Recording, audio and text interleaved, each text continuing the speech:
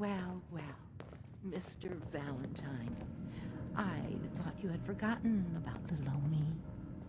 May have walked out of the den, Irma, but I'd never walk out on you. Amari's downstairs, you big flirt. Nick. Let's go talk to Amari. Here for Amari? She's downstairs. Irma. Whatever you and Nick are up to, I don't need to know. Just don't let the big metal softy hurt himself, all right?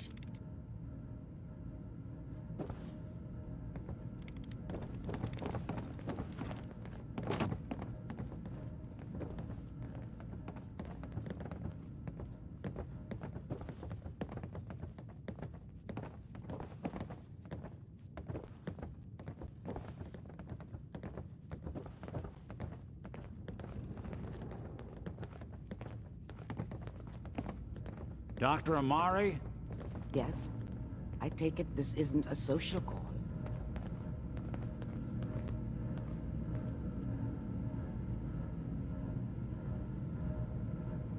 You're the one who can extract memories from a brain, right?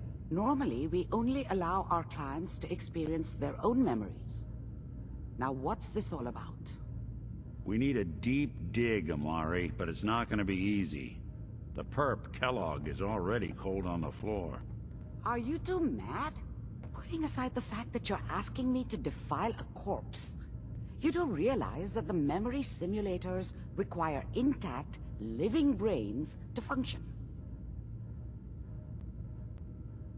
Technically, the corpse was defiled already. This dead brain had inside knowledge of the Institute, Amari. The biggest scientific secret of the Commonwealth. You need this, and so do we. Fine. I'll take a look. But no guarantees. Do you have it with you? Could you say that like Dr. Frankenstein? Igor, fetch me the brain! Sorry. No, I will not. Now, do you have it? How much of the brain do you need, exactly? That is not an encouraging question. I suppose I'll have to make do with whatever you can find. Here's what I could find. What's this? This isn't a brain. This is... Wait. That's the hippocampus. And this thing attached to it? A neural interface? Those circuits look awfully familiar. I'm not surprised. From what I've seen, all Institute technology has a similar architecture.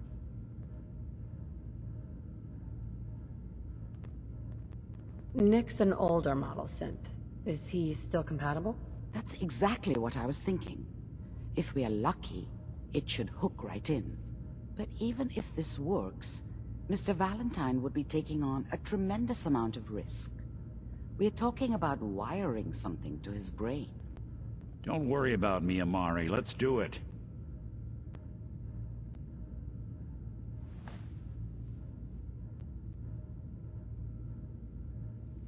Hey, I appreciate this, Nick.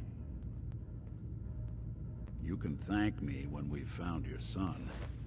All right, let's do this. Whenever you're ready, Mr. Valentine, just sit down. If I start cackling like an old grizzled mercenary, pull me out, okay?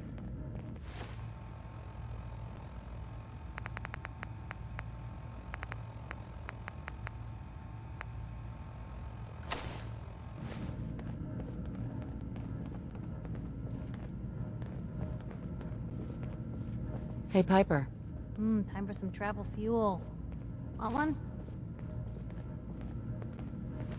Your thoughts? Need a countdown on the Institute's favorite people?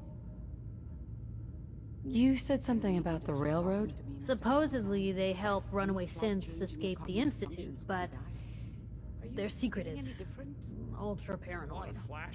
The only thing I have is a rumor. A code phrase. Follow the Freedom Trail. The mnemonic impressions are encoded. We should get going. Here's the Institute has one last failsafe. There's a lock on the memories in the implant. We can't get to the memories in that implant. There's a lock. Is Nick gonna be okay? Yes, the connections appear to be stable. Hopefully, it'll be as simple as unplugging the implant once we're done. But that doesn't get around the current problem. The memory encryption is too strong for a single mind. But what if we use two? We load both you and Mr. Valentine into the memory loungers. Run your cognitive functions in parallel. He'll act as a host, while your consciousness drives through whatever memories we can find. Any idea of what I'm gonna see in there? I have no clue. But considering we only have a single piece of the medial temporal lobe and not the whole brain, I doubt it'll be cohesive.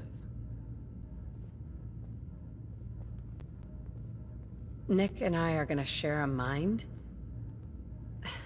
I'm not gonna see him in any compromising positions, am I?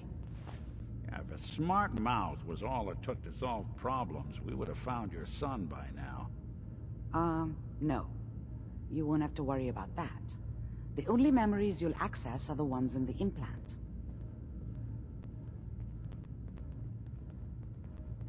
All right, let's get started. Just sit down over there, and keep your fingers crossed. See you on the other side.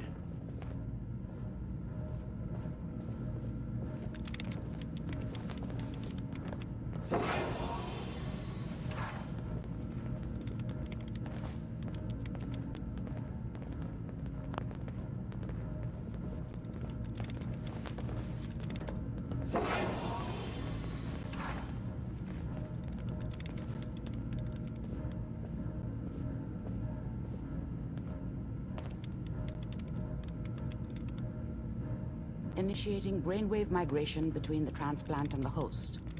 Mnemonic activity coming from the transplant. It's degenerated, but it's there. We're going to load you into the strongest memories we can find. They might not be stable. Just hold on.